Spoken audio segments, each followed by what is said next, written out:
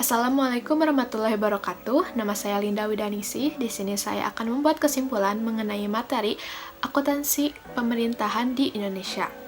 Dalam pelaksanaan akuntansi pemerintahan, untuk menciptakan kondisi yang ideal dalam menghasilkan laporan keuangan, diperlukan adanya standar akuntansi pemerintah dan sistem akuntansi pemerintah, baik pusat maupun daerah. Standar akuntansi pemerintah ini merupakan prinsip-prinsip akuntansi yang diterapkan dalam penyusunan dan penyajian laporan keuangan pemerintah, dan nantinya juga dijadikan acuan dalam penyusunan sistem akuntansi pemerintah pusat dan daerah. Singkatnya, standar akuntansi pemerintah mengatur keluaran yang diharapkan, sedangkan sistem akuntansi pemerintah merupakan gabungan langkah-langkah untuk menghasilkan keluaran yang sesuai dengan SAP.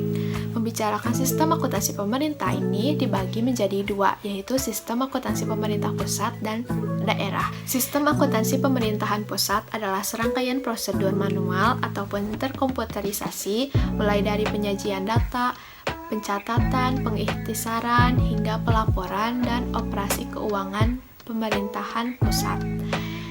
Sistem akuntansi pemerintahan daerah juga memiliki pengertian yang sama, tapi bedanya pengoperasiannya itu di daerah.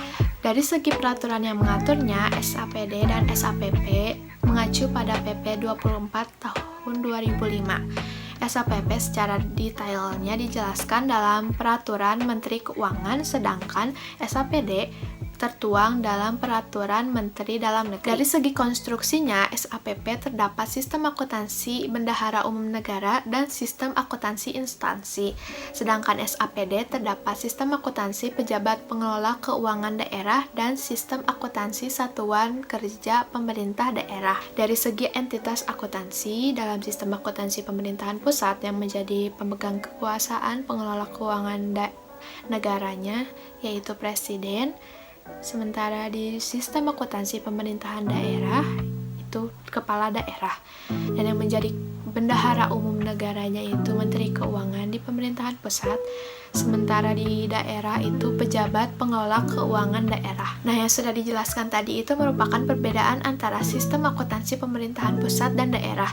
Selanjutnya kita juga harus tahu apa itu tujuan sistem akuntansi pemerintah. Yang pertama yaitu menjaga aset.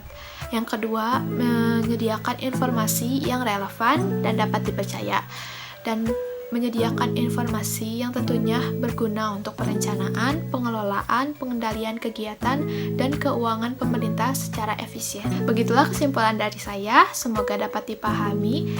Terima kasih. Wassalamualaikum warahmatullahi wabarakatuh.